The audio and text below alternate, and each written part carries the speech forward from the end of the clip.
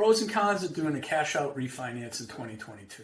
Why you should do it, when you should do it, and most importantly, when you should not do it. Let's roll.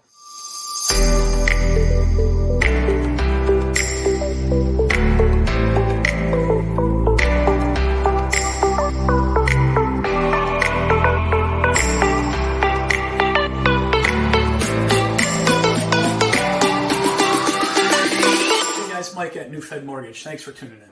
So this has been a pretty popular topic of late, mainly because people have all this newfound equity in their homes, and even though rates have gone up, it might, and I want to emphasize the word might, be worthwhile considering a cash out refinance.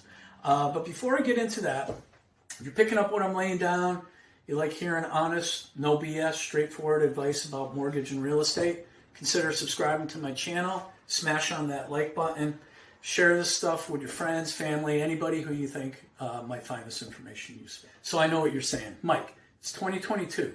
Everybody in the world has already refinanced, right? Well, that's not necessarily true. So let me drop a quick stat on you. Last October, Bankrate did a survey, and what that survey found was 74% of all Americans eligible to refinance have not yet done so. So I do think this refinance trend is going to continue into 22. However, it will definitely not be that straight rate and term refinances that we've been seeing the past year and a half. I mean, let's face it, market's changing, rates are going up. So it's not going to, that's not the type of refinance that I'm talking about. What I'm talking about here is people utilizing their equity because home values have increased so much, and putting it to good use in things that work for them. For a lot of people, this equity is going to be a good thing if used properly. But for example, you could use it for debt consolidation, or you can invest some of that equity into something that's going to yield returns, right? Those are good examples. For other people, they're going to see this newfound equity as kind of a crutch that they can lean on. And I think that's going to lead people to making a lot of bad financial decisions. So the truth of the matter is, there are going to be a lot of lenders out there who may be operating without your best interests in mind, right? And you guys know the ones I'm talking about, the big online lenders. You see them everywhere, advertising like crazy. They're advertising on the Super Bowl.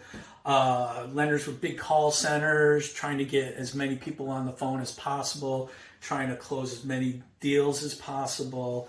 And I'm just going to give it to you straight here. They don't give a rat's ass about what's best for you or your family with regards to your financial situation. And I know that sounds harsh, but honestly, that's just the fact of lending in 2022. It's going to be cutthroat. And unfortunately, there's a lot of lenders out there whose number one priority is to hit sales numbers, close deals, and do things that don't necessarily have your best interests in mind. They're going to go after you aggressively, and they're going to try to convince you that a refinance is right for you when it probably isn't. So I make my living 100% on referrals, and I'm not going to do a deal that does not have my client's best interest in mind, period. I'm very good at what I do. I don't need to screw anybody over to make money.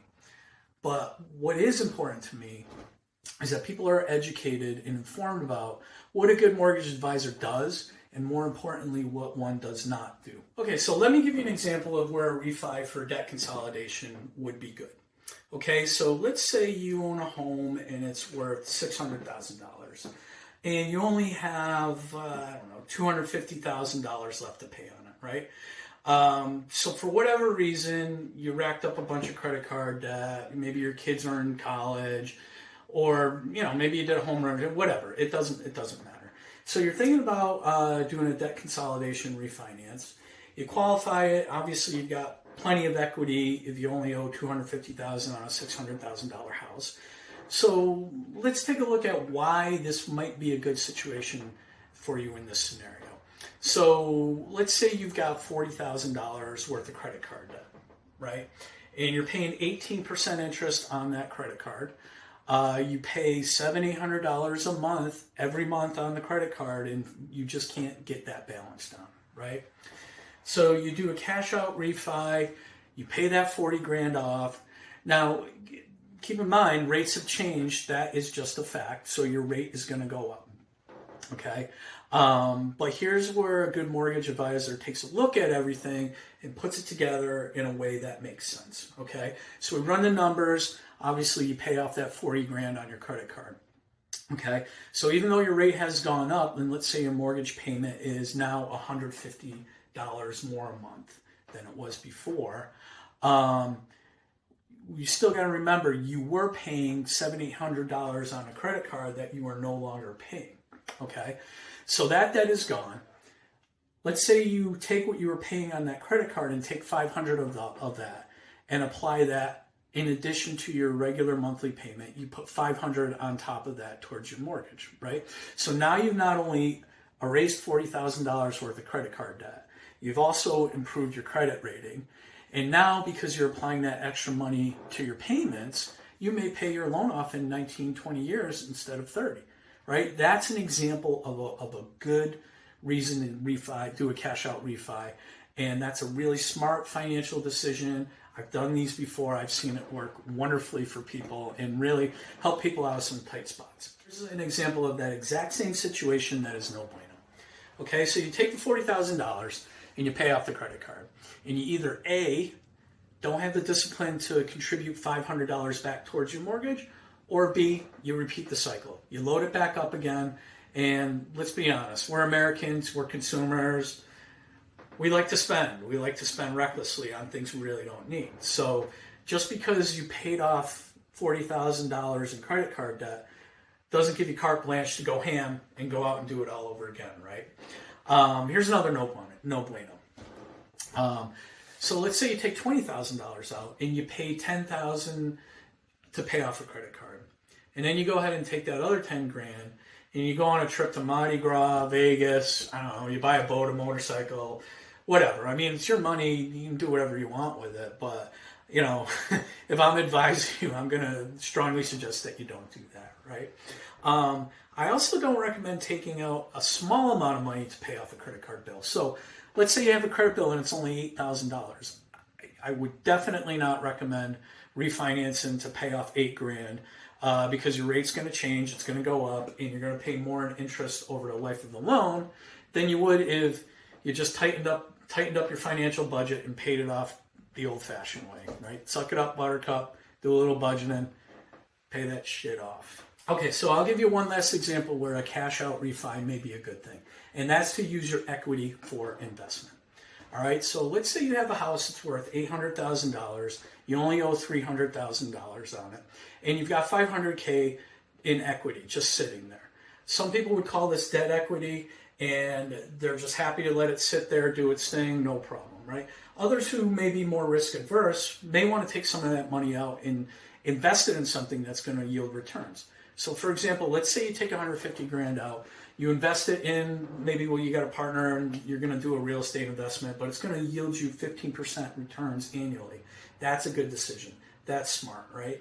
And a good mortgage advisor is going to look at this whole picture and tell you if it's a good move or not. They're going to be honest and straightforward about it. They're not going to try to force you into doing something that may not be good for you because they want to hit numbers, right? And, I would be remiss. I got to throw in a movie quote here, and it's one of my favorites. It's an all-time underrated movie, Alpha Dog, where, the two characters they're considering doing this massive drug deal. And the kid says to the other, he says, if it makes sense, do it. If not, fuck it. Right? And that's how you got to be about this stuff. Take the emotions out of it.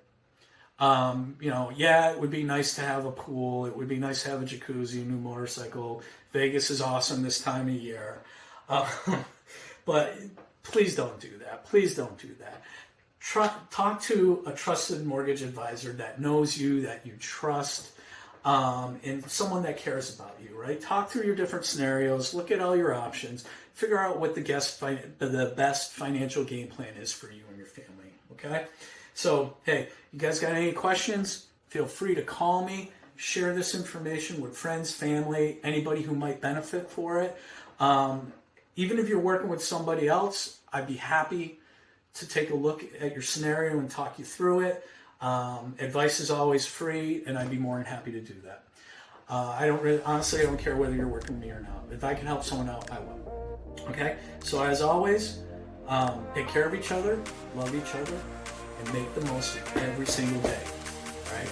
Because time keeps ticking. Time waits for no man or woman.